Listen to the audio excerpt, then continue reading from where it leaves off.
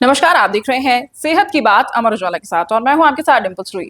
आज हम बात करने जा रहे हैं स्किन से जुड़ी बीमारियों के बारे में, चाहे वो दाग धब्बे हो चेहरे के या फिर झाइयां हो या स्किन का रूखापन हो या फिर हेयर फॉल और डेंड्रफ हो।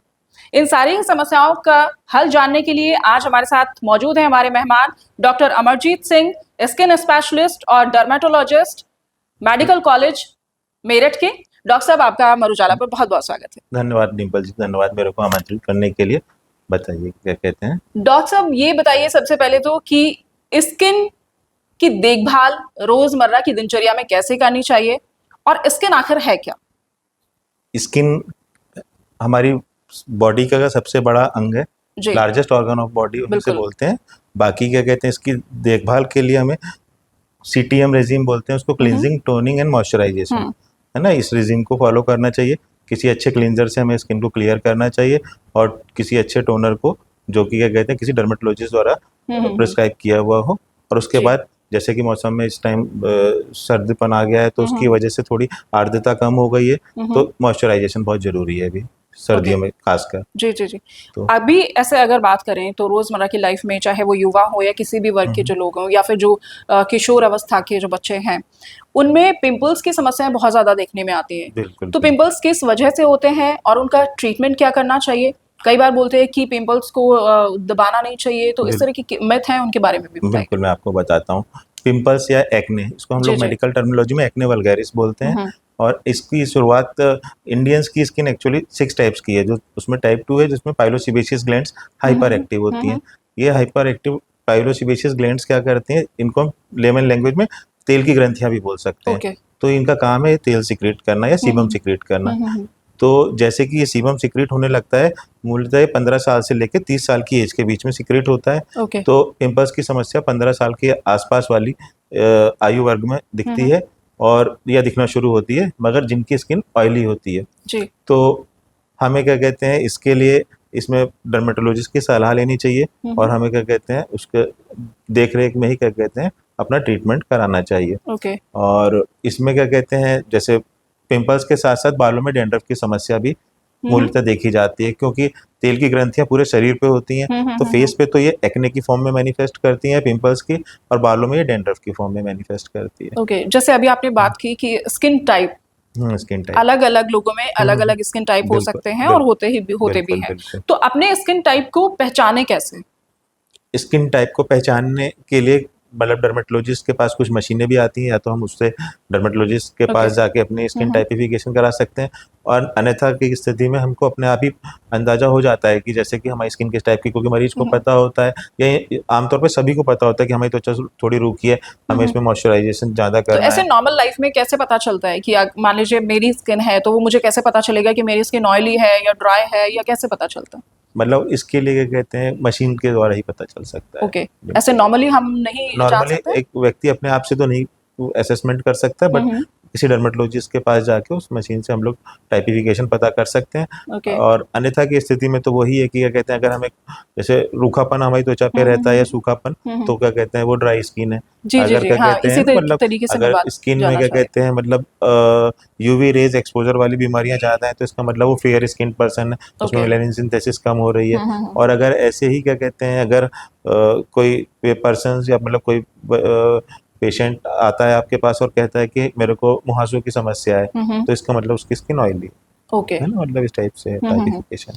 तो जैसे आपने बात की कुछ लोगों की स्किन ड्राई है, ऑयली है, तो क्या उनको अलग अलग तरह की केयर करने की जरूरत होती है? हाँ बिल्कुल, इसके लिए अलग अलग टाइप के ही फेस वॉश यूज़ करने चाहिए। अलग अलग टाइप की ही क्या कहते हैं मॉइस्चराइजिंग नेचर वाली क्रीम्स आती हैं, वो यूज़ करनी चाहिए। जिस प्रकार की त्वचा होगी, अगर हम उसी प्रकार की डर्मेटोलॉजिस्ट द्वारा सुझाव किए गए प्रोडक्ट्स को यूज़ करेंगे, तो हमारी त्वचा हमेशा चमकती एवं दमकती रहेगी। जी। अभी बात करते हैं जैसे जो बहुत छोटे बच्चे हैं, नवजात शिशु हैं, उनको बेसन से नहलाने का बहुत एक प्रचलन पुराने टाइम से ही चलता आ रहा है। तो वो कितना सही है, या फिर बच्चों को जो जिस तरह के जो ये प्रोडक्ट्स आते हैं वो इस्तेमाल करने ये चाहिए या अवॉइड करने चाहिए? देखिए डिम्पल जी, क्या कहते हैं ये एक मिथ है, क्या कहते हैं कि बेसन से नहलाने से या किसी और तेल से क्या कहते हैं मालिश करने से बच्चों की क्या कहते हैं मतलब अलग टाइप से स्किन को हेल्दी रहेगी। लाभ मिलेगा या हेल्दी रहेगी। वो सिर्फ और सिर्फ मिथ है। बेसन खाने के लिए उपयोग किया जा सकता है, बट क्या कहते हैं मतलब स्किन पे नहीं यूज स्किन पे करना इसका कोई मतलब हमें मेडिकल साइंस में ऐसा कोई रैशनल नहीं है उसका। चाहिए। Okay okay. तो हेल्दी स्किन की पहचान क्या है? हेल्दी स्किन की पहचान, स्किन को हम मतलब पिंच करके देखते हैं, पिंच टेस्ट से। उसमें क्या कहते हैं उसकी टर्गिसिटी दिखती है, टर्गिसिटी से पता चलता है कि उसके अंदर sodium hyaluronate plus okay collagen plus अलग अलग पानी की मात्रा कितनी है। ओके। तो अगर स्किन के अंदर ये तीनों चीजें संपूर्ण अवस्था में मतलब पूर्ण रूप से होती हैं तो वो स्किन हेल्दी मानी जाती है उसको। Okay okay. तो क्या स्किन की जो प्रॉब्लम है वो हेयर फॉल और डैंड्रफ को भी रिलेट करती है? स्किन की स्किन की जो प्रॉब्लम्स है जी जी। वो हेयर फॉल और डैंड्रफ इस तरह की जो बालों की समस्या है उसको कैसे रिलेट करती है? मतलब बालों की समस्या जैसे अगर स्किन, मैंने आपको पहले भी बताया कि अगर स्किन क्या कहते हैं हमारी ऑयली है हम्म। तो क्या कहते हैं बालों में डैंड्रफ की समस्या उसके साथ अधिकतर केसों में जो ओके। मिलती जी है जी जी। है ना। और अगर स्किन शुष्क है या त्वचा सूखी है हम्म जैसे, तो उसमें क्या कहते हैं पेशेंट का रहेगा कि बाल मेरे हल्के हो रहे हैं या मेरे बाल झड़ रहे हैं इन दिनों। तो हम्म। इस टाइप से हम लोग उसको कोरिलेट कर सकते हैं। तो क्या जैसे बहुत ज्यादा एक मेजर हेयर फॉल किसी को हो रहा है हम्म या फिर बहुत ज्यादा डैंड्रफ की प्रॉब्लम आ रही है, हम्म। तो क्या ये मान लेना चाहिए कि उसको स्किन का कोई इशू है?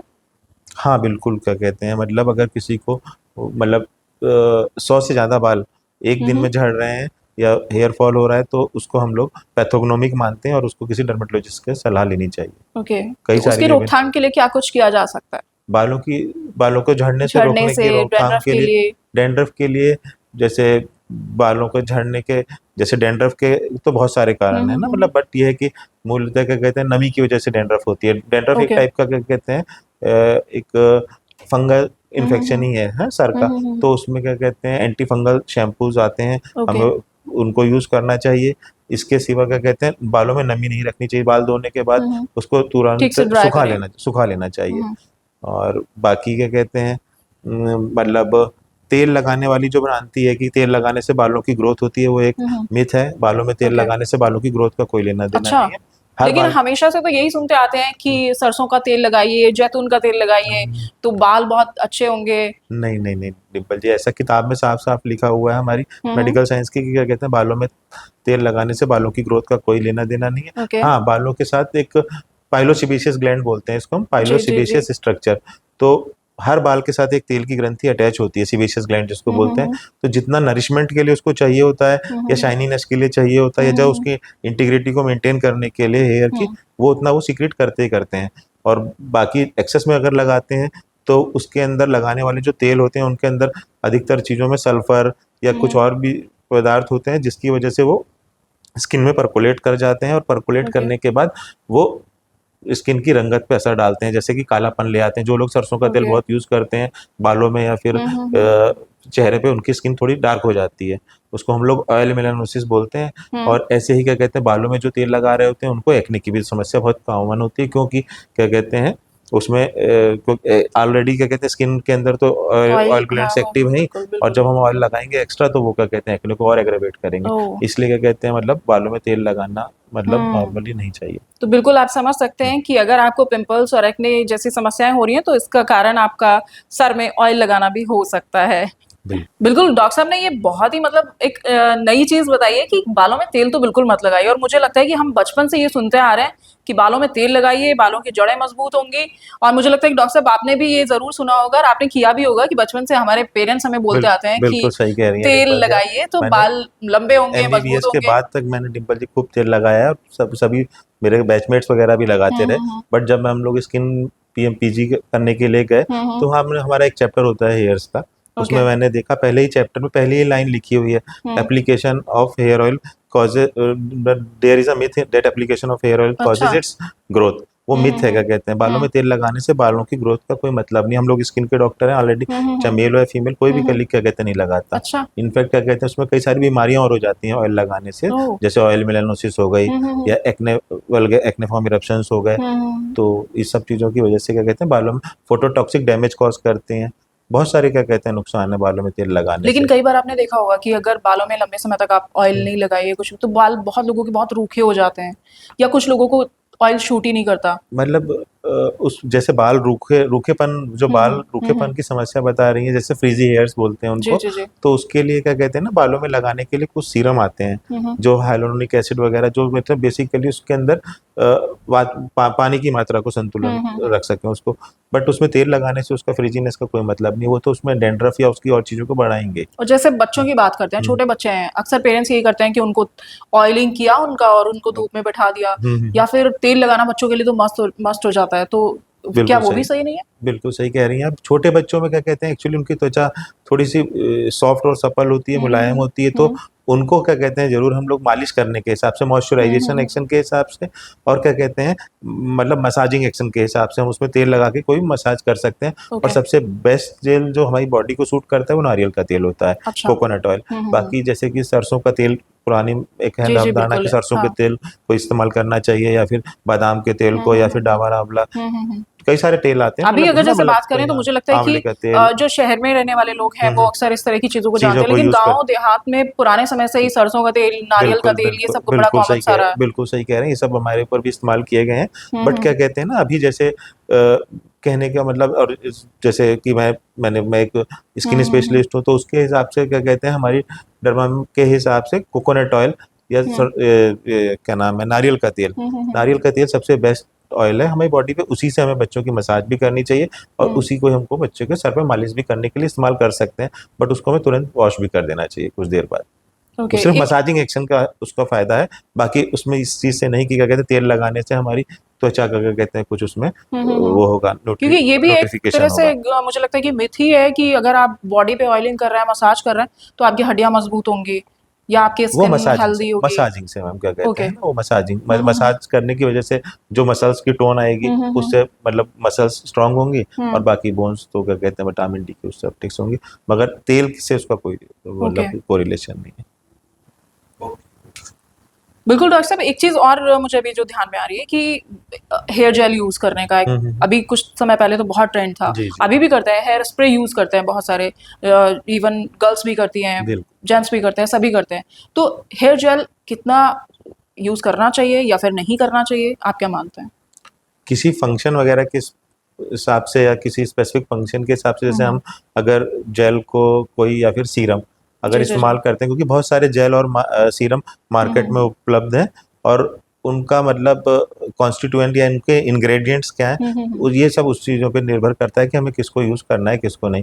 क्योंकि जैसे अगर किसी के बाल फ्रीजी हेयर्स हैं, मतलब सूखेपन है ना, तो उस पे क्या कहते हैं, हम लोग कोई मॉइस्चराइजेशन एक्शन के लिए सीरम यूज़ कर सकते हैं जिसके अंदर ओके। सोडियम हाइलोरोनेट हो, है ना, ओके। मतलब उसके अंदर क्या तत्व है वो हमें पता होना चाहिए। ये नहीं कि क्या कहते हैं, मतलब क्या कहते हैं, हम कोई ऐसी चीज़ें इस्तेमाल करें जिससे क्या कहते हैं वो और ख़राब हो जाए। कई सारे कंपाउंड्स और केमिकल्स युक्त क्या कहते हैं मार्केटिंग कंपनीज तो वाले। सीरम और जेल में क्या बेस्ट होता है? सीरम और जेल में सीरम का एब्जॉर्प्शन बढ़िया होता है, बेस्ट तो है। सीरम बेस्ट माना जाता है ना, जेल ओके। जेल इन और कंपैरिजन टू जिस तरह जेल। के जो हेयर स्प्रेज आते हैं, तो क्या वो इस्तेमाल हेयर करना? हेयर स्पा, हेयर स्प्रे होता है, हेयर स्पा स्प्रे, की तो ओके हम ओके, मुझे जी लगता है जी कि जी, थोड़ी देर में नहीं बात बिल्कुल करेंगे। बिल्कुल। हेयर स्प्रे क्या कहते हैं मैम, क्या कहते हैं बेसिकली उसके अंदर वही कि उसके अंदर है क्या, ओके। हेयर स्प्रे के अंदर है ना, मतलब किस चीज़ के लिए हम लोग उसको इस्तेमाल करना चाहते हैं वो उस पर हम्म। डिपेंड करता है। मतलब चाहे वो तो स्प्रे उसकी फॉर्म में हो। पहचान कैसे करें? उसके ऊपर जो सारे सब हम्म। लिखा होता है उसको पढ़ें, या फिर स्किन स्पेशलिस्ट से पहले सजेशन लें उसके सीरम बाद क्या, यूज करें? सीरम जैसे नॉर्मली हमारी स्किन में डर्मेटोलॉजी में बालों की रोकथाम, मतलब बालों की झड़ने से जी जी जी। रोकथाम के लिए कुछ सीरम आते हैं जो बायोपेप्टाइड से हम्म। इनरिच्ड होते हैं। बायोपेप्टाइड्स में जैसे कैपिक्सिल, रेडिनसिल, है ना, प्रोकैपिल, ये सारे होते हैं। और इनको अगर हम इनके मतलब इनके हम्म। युक्त वाले अगर हम सीरम यूज करते हैं तो हमारी बालों की ग्रोथ अच्छी होगी और बाल अच्छे रहेंगे। जी जी जी। बाकी क्या कहते हैं, इसके सिवा कई एग्रेसिव मार्केटिंग कंपनीज वाले सीरम भी मार्केट में आते हैं जिसके अंदर क्या चीज़ मिली हुई है और उसका क्या रैशनल है वो सबको नहीं पता होता है। और हम लोग अगर जैसे आज की युवा पीढ़ी उसको लगा रही है तो उनको क्या कहते हैं उसके साइड इफेक्ट्स देखने को मिलते हैं। कई मरीज आते हैं कि सर हमने ये सीरम ऑनलाइन देख के ऑर्डर किया था और क्या कहते अक्सर हैं ऐसा होता है। हमारे बाल क्या कहते हैं और झड़ने लगे या और ऐसे हो गए। हम्म। तो हम उनसे कहते हैं कि क्या कहते हैं आपने किसी चर्म रोग विशेषज्ञ से या डर्मेटोलॉजिस्ट से सलाह मशवरा किया था, तो वो बताते हैं नहीं कि किया, नहीं वो बस नहीं। देखा या और बस मार्केटिंग है और थोड़ा सा अपने आप गूगल ट्रॉलिंग के थ्रू कर देते हैं। तो उस चीज़ से हम और इसके बाद हम बात करते हैं हेयर की। जो आप अगर हम देखें तो हेयर आज के टाइम पे फैशन स्टेटमेंट भी है, और बहुत सारे लोग अलग अलग एक्सपेरिमेंट भी अपने हेयर के साथ करते हैं। बिल्कुल। तो हेयर कलरिंग, जब बाल ग्रे होना शुरू हो जाते हैं तो हेयर कलर एक नॉर्मल ऑप्शन ये हो जाता है कि अगर आपको कहीं भी जाना है तो आपने कलर लिया और बिल्कुल, आपने यूज कर लिया, बिल्कुल सही कह रहे और हैं या डिम्पल। फिर आप सलोन गए और वहां से आपने कलर करा लिया। तो ये कलर कराना कितना बालों के लिए नुकसानदायक हो सकता है, या फिर कितने टाइम पे कराना चाहिए? ये हमारे उस पर डिपेंड करता है, नीड पे। हम्म। मतलब जैसे जैसे कि बालों का सफ़ेद होना, बालों का एक चीज मैं इससे पहले ये भी जानना चाहूंगी कि बालों का सफेद होना किस कारण से होता है, और मोस्ट ऑफ कई बार देखा होगा बच्चों में भी ये समस्या देखने में आती है और बड़े लोगों में तो बिल्कुल सही कह रही हैं। उसे होती हम ही लोग है। बिल्कुल उसे हम प्रीमेच्योर कैनाइटिस बोलते हैं, जो ओके। बच्चों में देखने को मिलती है।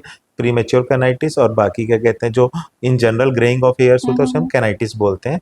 कैनाइटिस के कई सारे कारण होते हैं। हम्म। बच्चों में क्या कहते हैं, माइक्रोन्यूट्रिएंट्स की या न्यूट्रिशनल डेफिशिएंसी की वजह से ओके। क्या कहते हैं, ये हमें जी जी देखने जी। को मिलती है। इसके सिवा कई सारी आनुवांशिक बीमारियां भी होती हैं जिसमें ग्रेइंग ऑफ हेयर्स देखने को मिलता है। ऐसे ही मेल्स के अंदर स्ट्रेस सबसे ज़्यादा बड़ा कारण है आज की तारीख में ओके। कैनाइटिस का। स्ट्रेस के सिवा वातावरण में मौजूद ये पॉल्यूटेंट्स हैं, है ना, ये ऑक्सीडेटिव स्ट्रेस की वजह से, माइक्रोबायोम डिस्टर्बेंस की वजह से भी ग्रेइंग ऑफ हेयर्स करते हैं। इसके अलावा हमारा खान पान और जो लाइफस्टाइल है आज की इस परिस्थिति में, ये सभी एग्लोमरेटिव वे में एक तरीके से बालों की ग्रेइंग के लिए, या कैनाइटिस जिसे हम बोलते हैं, तो उसके क्या लिए बालों को रिस्पॉन्सिबल है। ग्रे होने से रोका जा सकता है? हमें क्या कहते हैं, मतलब बालों, ये सब जो कारण है, हमें इन सब चीज़ों की रोकथाम करनी होगी। अगर जैसे हमारा कोई वर्क है स्ट्रेसफुल ज़्यादा है तो हमें उसको थोड़ा सा स्ट्रेस रहित करना है। और ऐसे ही क्या कहते हैं, जैसे खान पान में अगर कुछ कमी की वजह से हमारी ग्रेइंग हो रही है तो हमें खान पान में न्यूट्रिएंट्स वगैरह यूज़ करने हैं, इसके बढ़ाने लिए चाहिए। सप्लीमेंट्स देते हैं हम लोग। और जैसे बायोपेप्टाइड्स वगैरह वाले सीरम आते हैं, हम लोग उनको यूज़ कराते हैं, जिससे कि क्या कहते हैं, बालों की, या फिर हाँ, बालों की ही हेल्थ क्या कहते अच्छी हैं, हो। हेल्थ अच्छी हो सके। अब बात करते हैं कलरिंग की हम्म। और बाकी चीजों की जो मैं बिल्कुल, बात कर बिल्कुल, रही थी। बिल्कुल, आपने कलरिंग के लिए भी बोला था। कलर जैसे कि जितने भी मार्केट में कलर उपलब्ध हैं, जो बालों को काला करते हैं या फिर रंगते हैं, किसी भी अलग-अलग तरीके के कलर आते हैं, तो उनके अंदर पैराफिनाइलिन डायमीन नाम की एक डाई होती है, पीपीडी। जी जी जी। पीपीडी ही एक ऐसा तत्व है जिसकी वजह से कलरिंग एजेंट कलर करता है बाल में। और नॉर्मली क्या कहते हैं, एस्थेटिक पर्पस के हिसाब से अगर हम उसे देखें, जब ग्रेइंग शुरू हो जाएगी और हमने किसी डर्मेटोलॉजिस्ट से अपना ट्रीटमेंट भी ले लिया, उससे हमारे एक हद तक तो क्या कहते हैं, हमारे बालों में दोबारा से रंगत आ जाती है। बट अगर क्या कहते हैं, किसी वजह से मतलब मरीज उन सब चीज़ों से बचना चाहता है या नहीं कर रहा है उस चीज़ को प्रॉपर फॉलो अप, तो वो क्या कहते हैं, कलर वगैरह की तरफ या सैलून वगैरह पे जाके हेयर जी जी कलरिंग एजेंट्स पे जी। ध्यान देते हैं, तो उसको करा सकते हैं नॉर्मली। बट क्या कहते हैं, इस चीज़ का ध्यान रखना होगा कि पीपीडी फ्री कलर्स भी आते हैं मार्केट में। अगर उसको कराएंगे तो उससे उनकी त्वचा को नुकसान नहीं होगा और बालों की जड़ों को भी नुकसान नहीं होगा। नहीं तो ये पीपीडी वगैरह एक एज तक तो सही रहते हैं, मगर उसके बाद कई कई बार किसी भी पर्सन के अंदर ना ये रिएक्शन शो करने लग जाते हैं कि पीपीडी वाला हेयर कलर हमने कोई भी यूज़ किया ओके। और हमारे मतलब बालों में क्या कहते हैं, डर्मेटाइटिस हो गई या एक्जिमा हो गया, ओके। तो वो और तो नुकसानदायक और बालों में बेहतर जैसे होता है। जो नेचुरल मेहंदी आती है, हिना जिसको बोलते हैं, तो वो बहुत सारे लोग यूज करते हैं, तो क्या वो फायदेमंद है या फिर हाँ, वो भी उसका इसी तरह से काम करता है? नेचुरल हीना जो आती है हम्म। उसका कोई नुकसान नहीं है, ओके। है ना। बाकी क्या कहते हैं, उसके इंग्रेडिएंट्स देख लीजिए आप, जो भी हेयर कलर खरीदें या फिर नेचुरल रूप से किसी कोई कंपनी प्रमाणित करते हुए कहती है कि हमारी नेचुरल पदार्थ ही है इस सारे हेयर कलर में, तो उसको देखना है कि उसके अंदर पीपीडी ना हो। ओके। तो जैसे अगर यंग एज की बात करें तो हम्म बार्डनेस पुरुषों में बहुत ज्यादा बढ़ रही है महिलाओं की अपेक्षा है, तो क्या ये वैरी करता है महिला टू पुरुष, या फिर क्या? बाल्डनेस एक करेक्टर है, वो बच्चे में क्या कहते हैं, अपने पेरेंट्स से आता है। अगर फादर से सन में आएगा, डॉटर में नहीं, तो ये एक जेनेटिक ट्रेट होता है, ओके। एंड्रोजेनेटिक एलोपेशिया बोलते हैं इसको।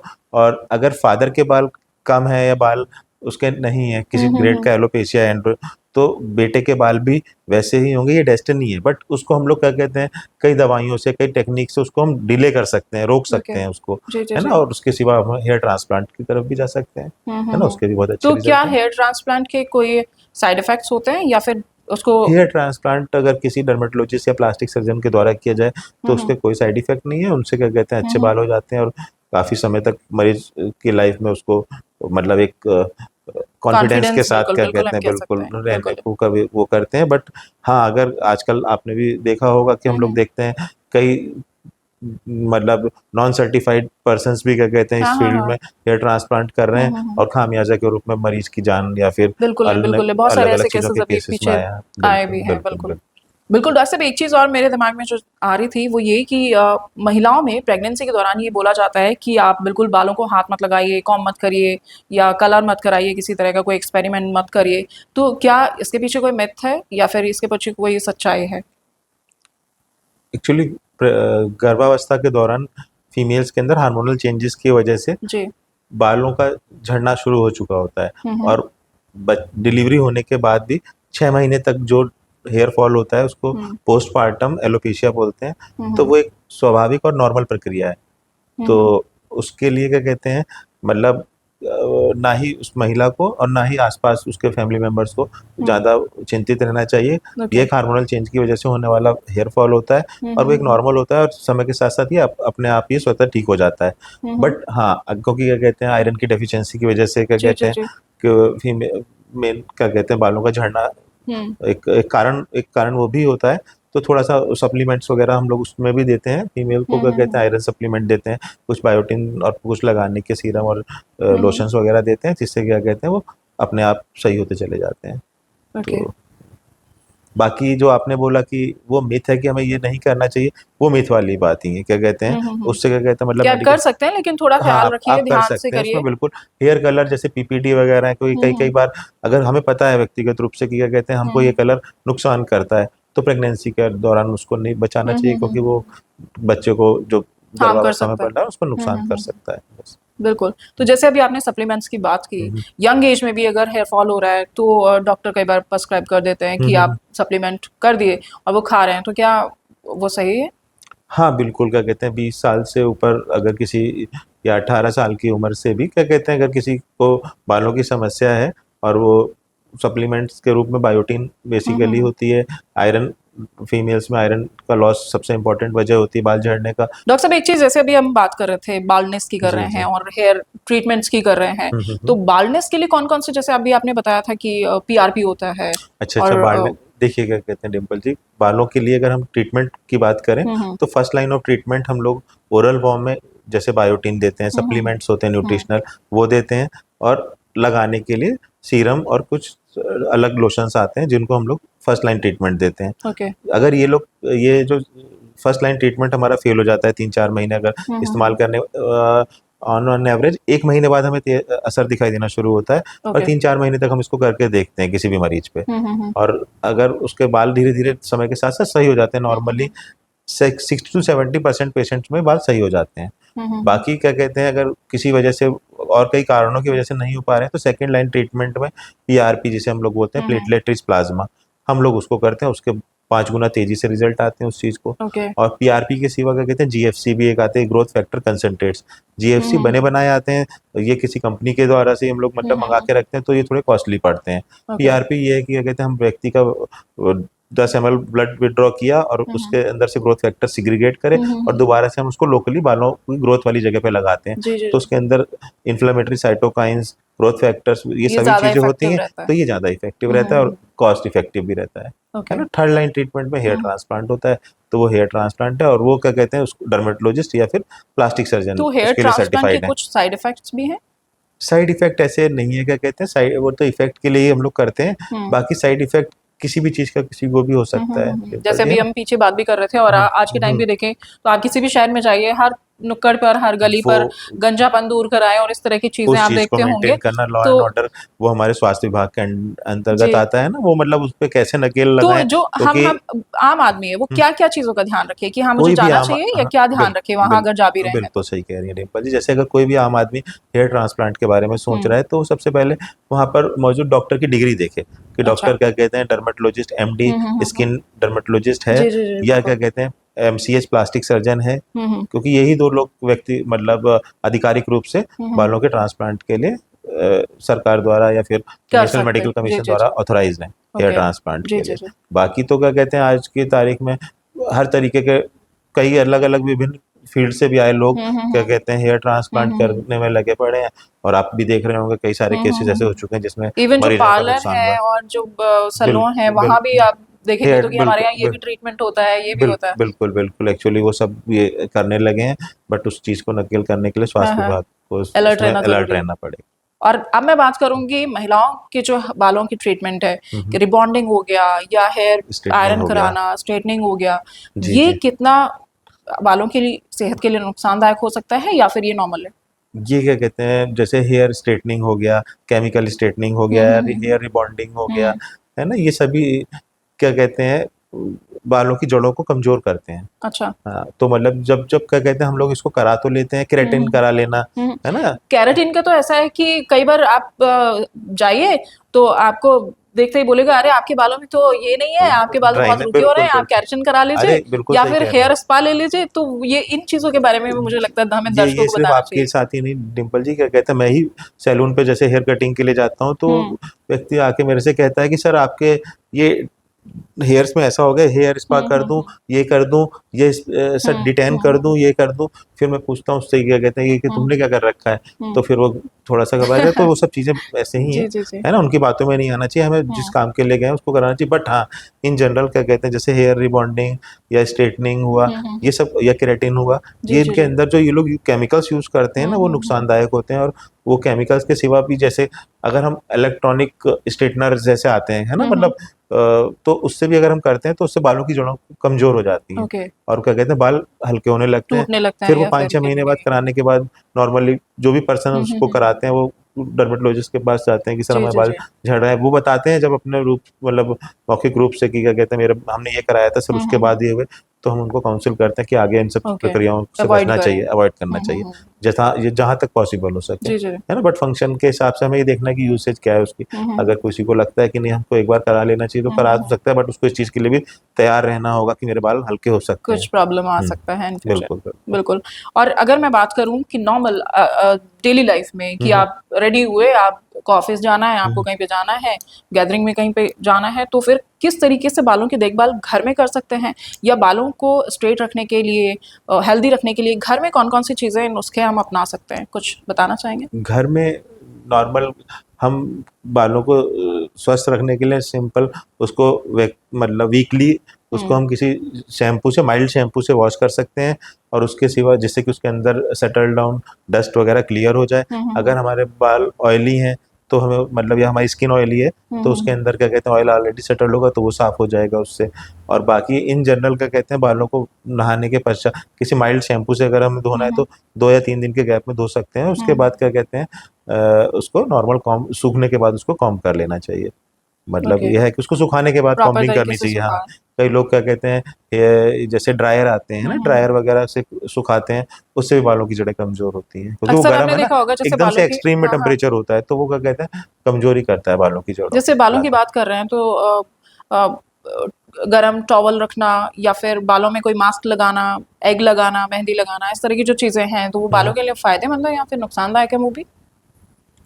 मतलब उसका ऐसे तो साइंटिफिक रैशनल हम्म अगर हम कोरिलेट करें तो क्या कहते हैं, ये है ठीक है, उससे कुछ हमें नमी मिल जाएगी, उससे हमको, मतलब जैसे गीले बालों में टॉवल हम्म लपेट के अगर हम बैठ गए तो थोड़ा सा उसमें, अगर हमारे बाल ड्राई हैं तो हम उसको कर सकते हैं। बट हम्म क्या कहते हैं, अगर हमारी स्किन ऑयली है और हम उसमें तब अगर हम मॉइस्चराइजर लगा के उसको ऐसे करके दें तो वो ऑयलीनेस को और बढ़ाएगा, क्या कहते हैं, ओके तो वो ओके। डैंड्रफ को और एग्रेवेट करेगा। तो वो उस टाइप से हमको थोड़ा सा ध्यान रखना है, और उसी हिसाब से हमको चीज़ें यूज़ करनी है। हम्म। अपने आप से, मतलब कुछ चीज़ें वैसे नहीं यूज़ करनी है, वो और एक और नुकसानदायक। जो एक इम्पॉर्टेंट चीज मुझे ध्यान में आ रही है, कि हम्म जो जो यूथ है बहुत ज्यादा जिम जाना हम्म नॉर्मल हो गया है, तो वो प्रोटीन भी लेते हैं और जी प्रोटीन जी डाइट जी। भी लेते हैं, और एक्स्ट्रा जो प्रोटीन हम्म सप्लीमेंट्स होते हैं वो भी कंज्यूम करते हैं, तो उसके बाद कई बार होता है कि बाल झड़ना शुरू हो जाते हैं, तो क्या बिल्कुल। इसके कोई साइड इफेक्ट की वजह से होता है, या फिर प्रोटीन किस तरीके से लेना चाहिए?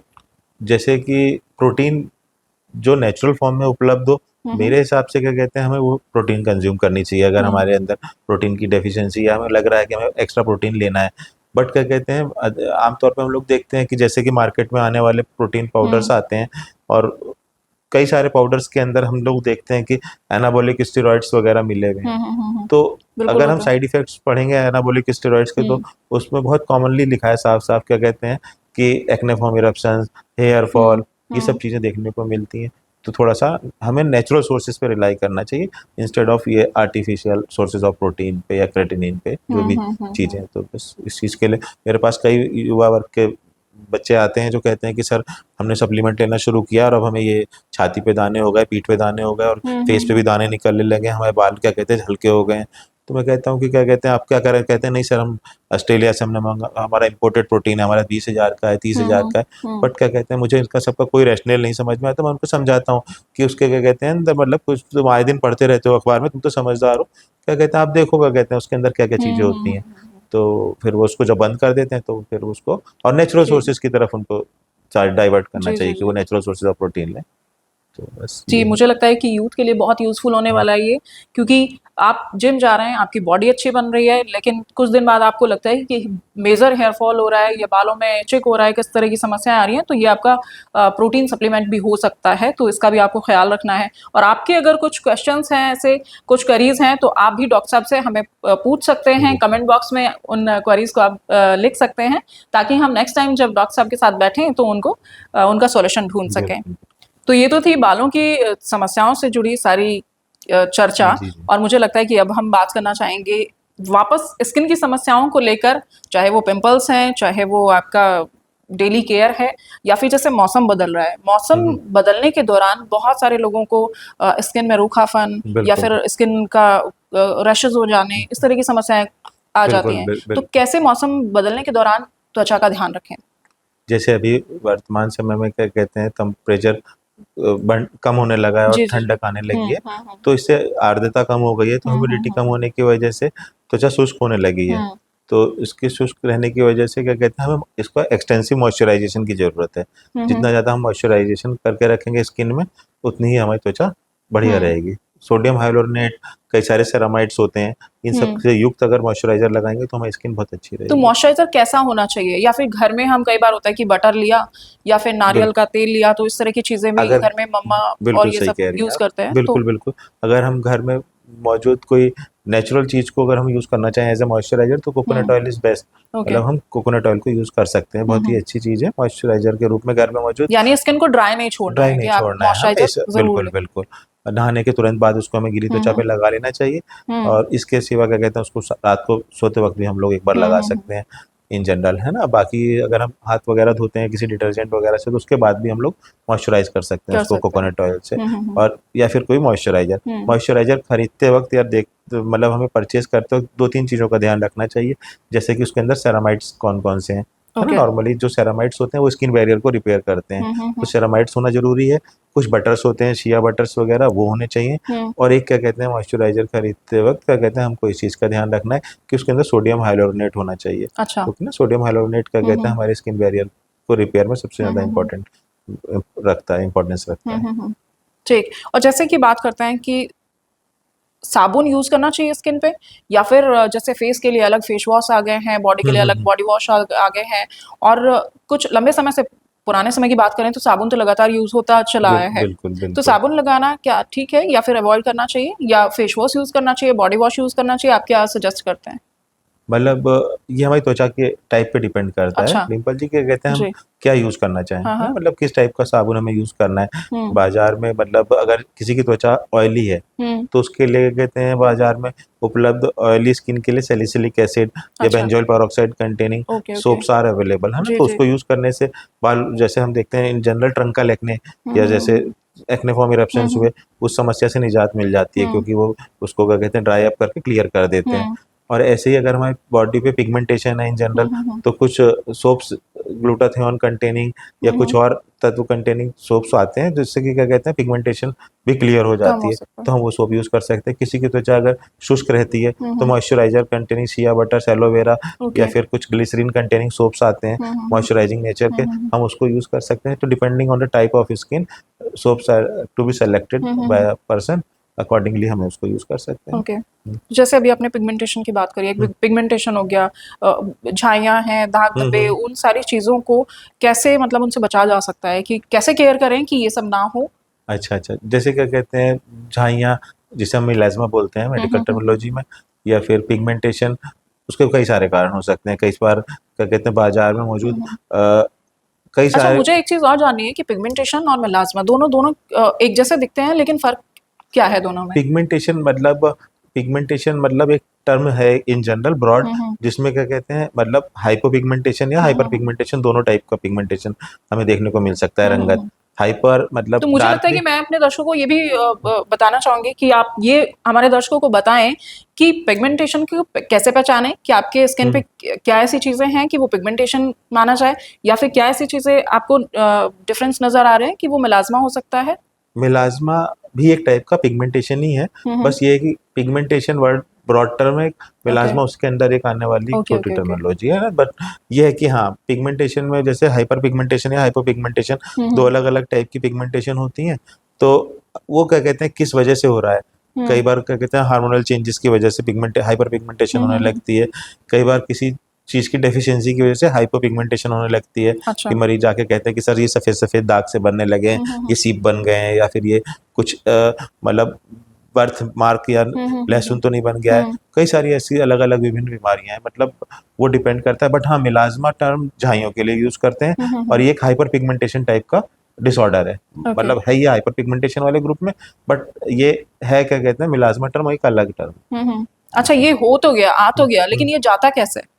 थोड़ा सा इसमें पेशेंट को भी थोड़ा सा सावधानी रखनी होगी। हम्म। मिलाज्मा जैसे नॉर्मली डर्मेटोलॉजिस्ट जैसे हम लोग इसका ट्रीटमेंट करते हैं, तो कुछ खाने की दवाइयाँ प्लस क्या कहते हैं लगाने के लिए फेस वॉश और ओके। कुछ क्रीम डिपिगमेंटिंग एजेंट्स हम लोग यूज़ हम्म। कराते हैं।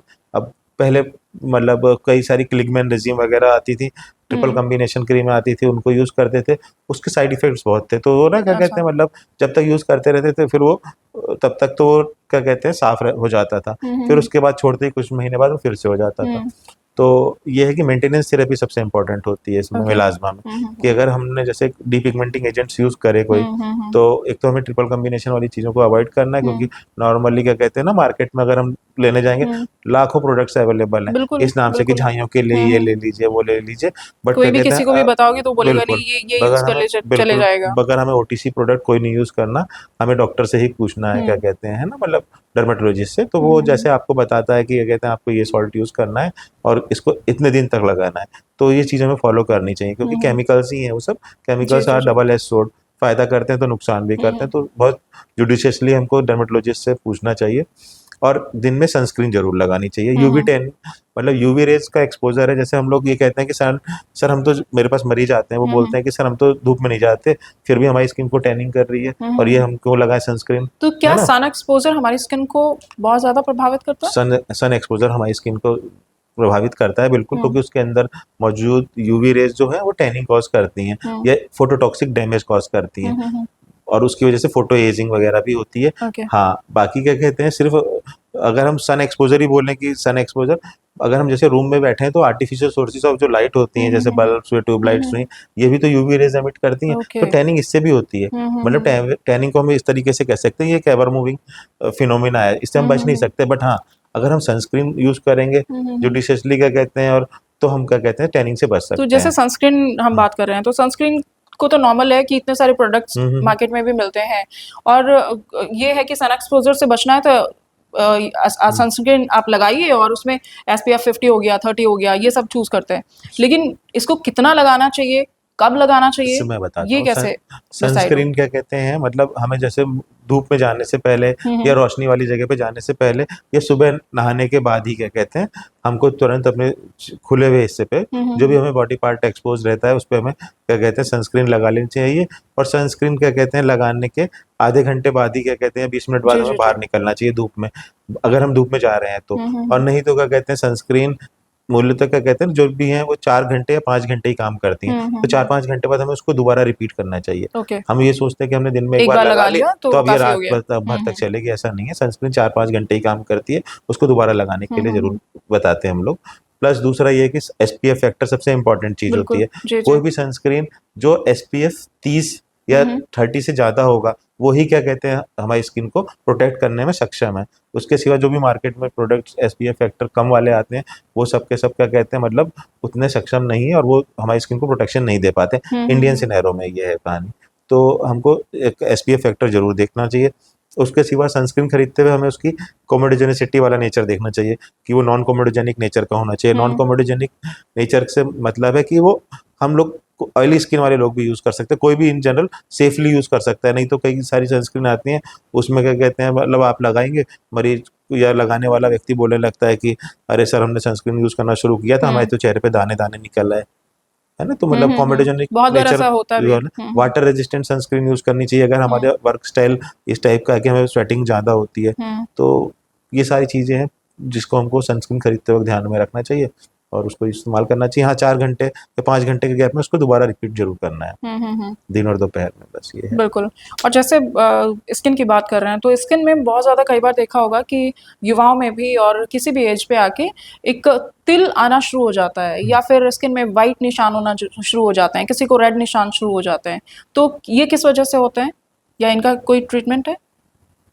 मतलब जो जैसे आप बोल रहे हैं, मुझे लग रहा है कि शायद डिम्पल जी आप फ्रैकल्स को बोलना चाहती हैं, जो छोटे छोटे तिल फेस हाँ, पे कहीं डेवलप होने भी फेस लगते पे हैं हो जाते हैं, वो बॉडी पे कहीं बॉडी भी पे। हो सकते हैं। वो नॉर्मल है, एक जेनेटिक प्रिडिस्पोजिशन की वजह से ओके। सबसे कॉमन है। हाँ, फेस पे क्या कहते हैं, जो फेयर स्किन पर्सन होते हैं उनकी स्किन पे क्योंकि यूवी जैसे फोटोटॉक्सिक डैमेज होगा तो फ्रैकलिंग होने लगती है या लेंटिजेंस बनने लगते हैं, छोटे छोटे छोटे तिल, जैसे फॉरेनर्स होती है उनकी स्किन वो बहुत ब्रिटिश फेयर हाउस होती में है, ज़्यादा तो देखने उनके में अंदर आता है, हमें ज्यादा बिल्कुल। दिखाई देना। तो मतलब इंडियन स्किन थोड़ी सी मतलब मिक्स नेचर की होती है, तो उसमें थोड़ा से कम देखने को मिलते हैं। बट ये है कि अगर हम सनस्क्रीन को जुडिशियसली और वाइडली यूज करेंगे तो हमें ये सब चीज़ों से बचे रहेंगे।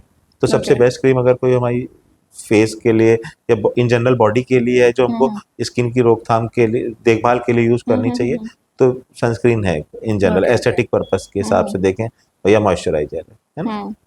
तो ये तो केयर की, इसकी बिल्कुल सन बिल्कुल। एक्सपोजर की बात हो गई। और अब हम चेहरे की देखभाल की बात करें, तो स्किन टाइटनिंग पैक लगाना, D10 पैक लगाना, ये वो उस तरह की जो चीज़ें हैं, तो वो कितनी सही है, या फिर हम ये वाकई चेहरे की जो स्किन की सेहत को फायदेमंद होती है?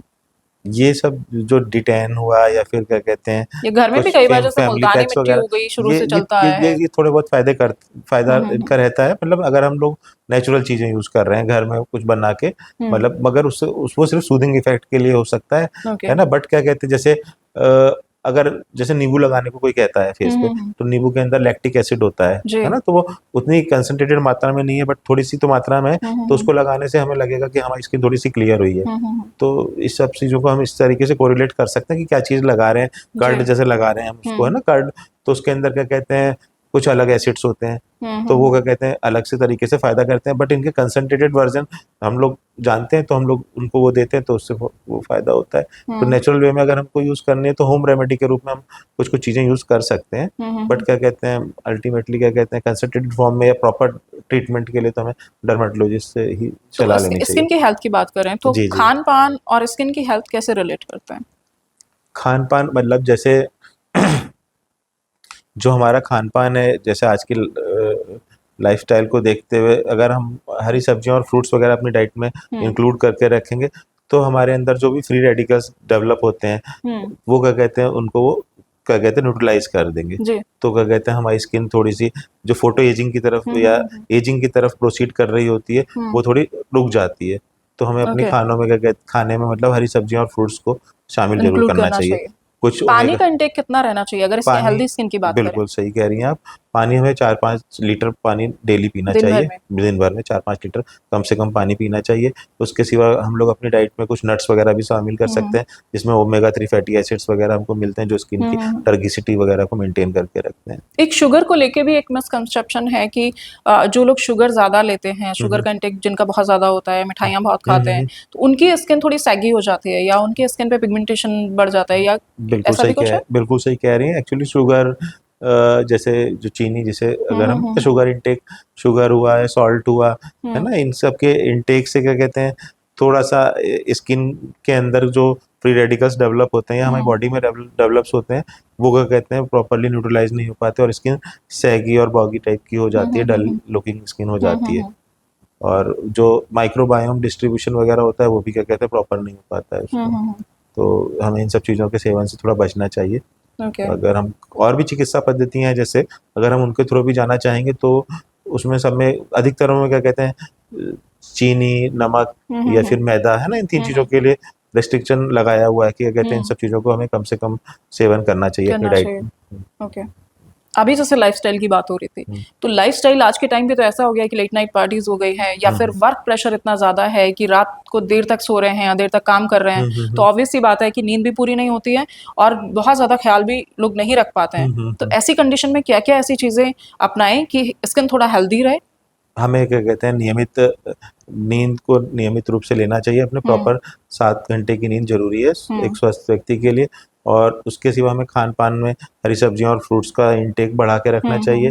और जैसे कि पार्टीज वगैरह में अगर किसी प्रकार के कहते हैं खाने पीने की चीज़ों पे जिन तो उन सब चीज़ों तला से हुआ भोजन तला जिसको हुआ बात करते भोजन हैं। हुआ या अल्कोहल हुआ, स्मोकिंग हुई, इन सब चीज़ों से क्या कहते हैं स्किन की एजिंग बढ़ती है।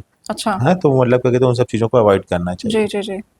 और बस हम्म। इन सब चीज़ों को करना है। और अगर अब मैं बात करूं कि जब स्किन सेगी होने लग रही है या फिर आप एजिंग की तरफ बढ़ रहे हैं, तो कहीं ना कहीं वो कॉन्फिडेंस भी डाउन होने लगता है। तो इसके लिए बहुत सारे कॉस्मेटिक ट्रीटमेंट्स भी हैं, बिल्कुल। फेस लिफ्टिंग हो गया, इस तरह की चीजें बहुत जी इन जी दिनों कॉमन हो जी गई जी। हैं। तो अभी ये कितने सही हैं या इनकी तरफ जाना चाहिए?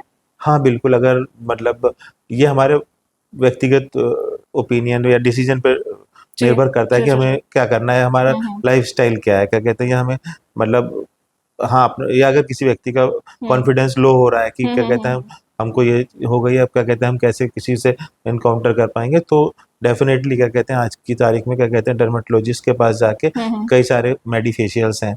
जैसे मेडिफेशियल्स में वैम्पायर फेशियल या ओके माइक्रो ओके। नीडलिंग जी बोलते जी हैं। जी। ऐसे ही क्या कहते हैं कार्बन लेजर पील या हॉलीवुड फेशियल, कई सारे फेशियल्स हैं मेडिफेशियल्स जो स्किन टाइटनिंग के लिए, ओके। ब्राइटनिंग के लिए या कोलेजन इंडक्शन के लिए करते इफेक्टिव हैं, होते हैं जी। जो इफेक्टिव हैं जी और जी। जिनका क्या कहते हैं एक रैशनल है।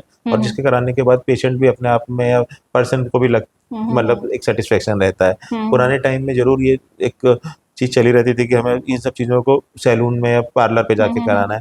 बट अब जैसे कि हम लोग जागरूक हो चुके हैं, चीज़ों को जानने लगे हैं, तो सभी लोग क्या कहते हैं ना अब आज की तारीख में मतलब डर्मेटोलॉजिस्ट के पास जाके स्किन ही इन सब चीज़ों स्पेशलिस्ट की या तरफ थोड़ा डर्मेटोलॉजिस्ट के पास इंक्लिनेशन जाना उनका बढ़ा है। चाहिए। जी जी जी। तो आने वाले सेल मतलब मेरे पास मुझे लग रहा है कि 30% पेशेंट्स का कहते हैं इन जनरल जो आते हैं वो इसी कंसर्न के साथ आते हैं कि सर मेरे को क्या कहते हैं सर स्किन सैगिंग हो गई है या इंस्टेंट मतलब स्किन थोड़ी सी यहाँ से डार्क हो गई है, इसको कैसे करना है। तो ये सारे मेडिफेशियल्स के बारे में प्लस क्या कहते हैं कुछ लेजर्स वगैरह के यूज़ के साथ हम लोग इन सब चीज़ों को कर सकते हैं।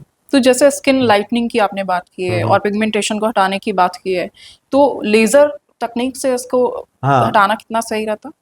बिल्कुल सही रहता है। क्या कहते हैं लेजर से हम्म। बेसिकली स्किन की 3 लेयर्स होती हैं, जी जी एपिडर्मिस जी। तो क्या ये एपिडर्म हमेशा के लिए चले जाता है, या जैसे आपने एक लाइटनिंग की बात नहीं की नहीं है नहीं तो नहीं, वो हमेशा के लिए हो जाता है एक या डिक्टम पर्टिकुलर? हम लोग ने देखा पढ़ा होगा, क्या कहते हैं मतलब nothing is permanent in nature, है ना, तो मतलब और परिवर्तन ही प्रकृति का नियम है। तो क्या कहते हैं ना मतलब ऐसा नहीं कि वो हमने एक बार किया तो हमेशा स्टैटिक हो गया वो, है ओके। ना, मतलब अगर हम वापस उसकी आ केयर सकता है। करके नहीं रखेंगे तो वो दोबारा से आ जाएगा। तो हम लोग इस चीज़ को ना मतलब अपनी उसमें शामिल कर सकते हैं, मतलब कि जैसे हमने कोई प्रोसीजर किसी चीज़ के लिए कराया, कॉस्मेटिक प्रोसीजर, उसके बाद हम उसको फॉलोअप में क्या कहते हैं कि हमें 3 महीने बाद कराना है या 2 महीने ओके बाद ओके। कराना है, जिससे कि वो वैसे ही मेंटेन रहे। और बाकी ठीक। ये है कि जो भी चीज़ें मेंटेनेंस थेरेपी के लिए डॉक्टर द्वारा बताई गई उनको फॉलो करना होगा, तो वो बिल्कुल मेंटेन रहेगी, है ना, ओके। मतलब नहीं तो परिवर्तन ही प्रकृति का नियम है, जी। वो चेंज तो होगा ही होगी चीज़, है और ना। एक अगर मैं बात करूँ तो बॉलीवुड में या फिर हम ऐसे भी देखते हैं हॉलीवुड में नॉर्मली भी, हम्म। क्या आपके पास भी पेशेंट्स आते हैं कि मुझे यहाँ फिलर चाहिए स्किन में या फेस पे, या बहुत पेशेंट सैगी हो गई है ये स्किन? फिलर्स और बोटॉक्स कहते हैं, ये पेशेंट्स आते हैं, मगर ये एक्चुअली पेशेंट बोटॉक्स और फिलर्स की कॉस्ट थोड़ी एक्सपेंसिव होती है, ये एक्सपेंसिव प्रोडक्ट्स हैं, तो इनके लिए वही पर्सन्स आते हैं जो क्या कहते हैं थोड़े से जिनका वर्क होता है इस टाइप से एस्थेटिक लाइफस्टाइल में, जी मतलब जी जी। जिनको अपना मतलब, तो इसलिए क्या कहते हैं हम लोग उनको गाइड करते हैं कि या तो क्या कहते हैं कुछ ये अपनी लाइफस्टाइल में ये चीज़ें इस्तेमाल करिए, उसके बाद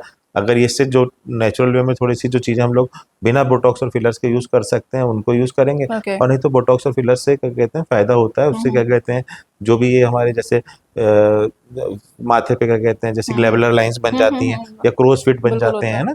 या आइज के हाँ या यहाँ आसपास पे वो में क्रोज फिट बहुत बोलते होता हैं है। उसको हम ओके। लोग, है ना, क्रोज फिट हो गया या ये ग्लैबुलर लाइंस बन गई या नेजोलेबियल फोल्ड्स प्रोमिनेंट जी होने जी लगते जी हैं एजिंग के साथ, जी। ये सब गायब हो जाते हैं। तो थ्रेड यंग एज में इनको कराना या फिर ओल्ड एज में किस किस टाइम मतलब कराना ठीक रहता नॉर्मली है, क्या या जब कहते भी हैं आपको नीड लगे? जब नीड लगे, है ना, और ओके। नॉर्मली क्या कहते हैं मुझे लगता है 35 या 40 की एज के बाद ही ये सब चीज़ें मुझे लगता है कि इन जाना जनरल चाहिए हमें इनकी तरफ। जाना चाहिए। हाँ ओके। बाकी तो यही है कि क्या कहते हैं बच्चे आज की तारीख में या कोई भी मतलब इन जनरल कोई भी इन सब चीज़ों को कराने के चक्कर में रहते हैं कि हम हमारी स्किन और अच्छी हो जाए और अच्छी हो जाए, बट ज़्यादा अननेसेसरली हमको नहीं उन सब चीज़ों की तरफ भागना चाहिए। तो क्या नहीं, इसके लिए भी कई बार देखने में आता है कि मैं बहुत तो साफ तौर पे अपने मुंह से मना कर देता हूँ मरीजों को, क्या कहते हैं हाँ आपकी अभी एज ही क्या है, क्या कहते हैं इन सब चीज़ों को मत कराओ, जब क्या कहते हैं लगेगा नीड तब कर लेंगे इसके लिए। कई तो मरीज मेरठ में अगर कॉस्मेटिक ट्रीटमेंट की बात करें तो किस तरह का है और कितना अवेलेबल है, किस तरह की फैसिलिटीज हैं? मेरठ में बहुत डर्मेटोलॉजिस्ट हो गए हैं हम्म डिम्पल जी, तो क्या कहते हैं ये सारे ट्रीटमेंट्स मेडिकल अवेलेबल हैं। कॉलेज की मैं स्पेशली बात करूं तो मेडिकल कॉलेज में मेडिकल किस तरीके कॉलेज से में भी करें? क्या कहते हैं ना मतलब कुछ चीज़ों को छोड़ दिया जाए तो क्या कहते हैं, क्योंकि एक्चुअली यही बोटॉक्स फिलर्स सनस्क्रीन कई सारे प्रोडक्ट्स हैं ना ये कॉस्मेटिक्स में आते हैं, और शायद ये प्रोटोकॉल के हिसाब से ना मतलब सब मतलब गवर्नमेंट जी जी जी सर्कुलेशन में है नहीं, तो इस चीज़ में थोड़ा सा क्या कहते हैं वहाँ पर थोड़ा मेडिकल या सरकारी संस्थाएं थोड़ा पीछे रह जाती हैं। अन्यथा की स्थिति में डॉक्टर तो सब वहीं से निकल के कर रहे हैं, जी जी है ना। तो बिल्कुल मतलब ये है कि प्राइवेट सेटअप में तो ये है कि पेशेंट कॉस्ट बियर करता है ना। अभी जैसे एसएमएस मेडिकल कॉलेज जयपुर है एक, है ना, जयपुर में एक मेडिकल कॉलेज है एसएमएस करके, तो वहाँ पर उन्होंने एक डर्मेटोलॉजिकल इंस्टीट्यूट खोला है उन्होंने। जी उसमें क्या कहते हैं उन्होंने कुछ मतलब सरकार से परमिशन लेके ये कर दिया है कि ठीक है आप क्या कहते हैं हमको एक नॉर्मिनल थोड़े से चार्ज जमा करो प्रोसेसिंग फीस, और ओके उसके बाद हम करा लें। सरकारी सेटअप में हम लोग ऐसे नहीं कह सकते किसी भी पेशेंट से कि यहाँ पर कि आपको क्या कहते हैं मतलब ट्रीटमेंट इस तक चीज स्टार्ट को कर हाँ दें और ट्रीटमेंट और कि आपको इतना पैसा देना पड़ेगा, है ना। तो वो सब पैसे क्या कहते हैं या जो लगने वाली जो कंज्यूमेबल्स हैं वो सब चीजें क्या कहते हैं वो कहाँ से आएंगी, है ना। तो मतलब जी थोड़ा जी सा जी पेशेंट इस वजह से क्या कहते हैं मतलब रिलक्टेंट रहते हैं वहाँ पे गवर्नमेंट सेटअप में, वरना मार्केट में बहुत पेशेंट हैं इन सब चीज़ों के जो प्राइवेट प्रैक्टिशनर्स के पास जाके कराते हैं ये सब चीज़ें। हाँ बट ये है कि क्या कहते हैं जैसे अब लेजर्स वगैरह को लेके जी जी जी हमारे डिपार्टमेंट में ही क्या कहते हैं मेडिकल कॉलेज में क्या कहते हैं कॉस्मेटिक्स लेजर क्या कहते हैं कुछ कुछ आ गई हैं, तो क्या कहते हैं उन सब चीज़ों से मरीज को फायदा मिलेगा बिल्कुल। जी डॉक्टर साहब एक चीज और, सोराइसिस हाँ हाँ बहुत सोराइसिस। सुनने में आता है, जी जी ये जी। क्या है और इसका ट्रीटमेंट कैसे करना चाहिए? सोराइसिस एक जेनेटिक प्रीडिस्पोज कंडीशन है, मतलब जेनेटिकली प्रीडिस्पोज कंडीशन है, और इसमें स्किन में सफ़ेद रंग के चकत्ते सिल्वर कलर के वो जब जमा होने लगते हैं और वो पपड़ी बन बन के उतरने लगते हैं। Normally extensor part of body पे ही होते हैं, और विंटर्स में ये एग्रेवेट कर जाती है विंटर्स में। और सबसे अच्छी बात तो ये है कि क्या कहते हैं, अच्छी बात तो नहीं बेसिकली, इसको हम लोग पूरे विश्व में आज 29 अक्टूबर है जैसे जी कि जी जी जी आज हम लोग इसको world psoriasis day. Psoriasis day के रूप में सेलिब्रेट करते हैं। और इस बार की वर्ल्ड सोराइसिस डे का थीम है सोराइसिस एंड इट्स कोमोर्बिडिटीज, मतलब ओके कि सोराइसिस की वजह से जो पेशेंट के अंदर हार्ट के अंदर दिक्कत हो रही है, जो डायबिटीज उसके साथ एसोसिएटेड है, और जो और क्या कहते हैं उसके साथ एसोसिएटेड बीमारियां हैं उनको। ओके सोराइसिस वाले पेशेंट में क्योंकि इसके सोराइसिस लक्षण सिर्फ वाइट चकत्ते शरीर पे होना नहीं इसके नहीं लक्षण नहीं है या इसके फिर कुछ और इसके भी? हाँ क्लिनिकली अगर हम इसको देखेंगे तो क्या कहते हैं सफेद रंग के सफेद चकत्ते बनने लगते हैं और उसमें से पपड़ी झड़ने लगती है, ओके या फिर स्किन फ्लेकिंग दिखाई देती है। और कई वो बार सर में सर के पीछे के हिस्से पे, कानों के पीछे बिल्कुल देखा बिल्कुल होगा आपने, कई बार बहुत रैशेस टाइप के दिखते वो हैं जो या दाने हो जाते वो हैं, जो तो वो भी कानों के पीछे सोराइसिस है? नहीं, वो जो कानों के पीछे आप बता रही है ना, उसमें अगर हम डिफरेंशियल सोचेंगे तो सिबोरिक डर्मेटाइटिस कॉमन है। ओके वो रेट्रोऑरिकुलर ग्रुप बोलते हैं, उसमें सिबोरिक डर्मेटाइटिस ज्यादा कॉमन है। जैसे हल्का सा कोई मरीज मतलब ये आप देखते होंगे हल्का सा कहते हैं कि खुरन सा जम जाता है सर, है ना, मतलब वो क्या कहते हैं सोराइसिस नहीं है। हाँ सोराइसिस में क्या कहते हैं ना साइट्स उसकी डिफाइंड होती हैं, एक्सटेंसर पार्ट्स ऑफ बॉडी पे ही मिलता है। ओके एक्सटेंसर का मतलब है जैसे कि ये पार्ट हमारा बॉडी का है, ओके ये सब ओके एक्सटेंसर पार्ट्स हैं, है ना, ये लंबा रीजन में, और बाकी स्कैल्प हो गया, है ना। बाकी पार्ट प्रिपरेशन के हिसाब से देखा जाए तो सोराइसिस पार्ट में भी हो सकती है, जैसे इनवर्स सोराइसिस होती है वो फ्लेक्सुरल एरिया में तो मिलती है। जिसको जैसे दाद खाज सुनने में आता है, तो ये भी सोराइसिस के ही अंडर आता है या कुछ नहीं अलग नहीं है ये दाद चीजें? दाद तो अलग चीज है मैम, ओके दाद है ना अलग ही डिफरेंट बीमारी, वो जैसे तो मौसम बदलना है ऐसे में बहुत देखने में आता है लोगों में, ऐसे बहुत अब सारे जैसे पेशेंट मिल अब जाते जैसे हैं। सर्दियां शुरू हो गई हैं ना, तो अब जी सोराइसिस के मरीज हमारे ओपीडी में बढ़ जाएंगे, ओके, क्योंकि हमें पता है इसी वजह से क्या कहते हैं उसको हम अक्टूबर में तो ये सेलिब्रेट भी पर्टिकुलर करते किसी हैं मौसम सीजन में। बिल्कुल के दौरान होता सोराइसिस में जैसे ही त्वचा शुष्क होने लगती है? है ओके सोराइसिस के लक्षण एग्रेवेट होने लगते हैं। तो यही है जिनको भी सोराइसिस हो, मैं सभी लोगों को कहना चाहूंगा कि वो लोग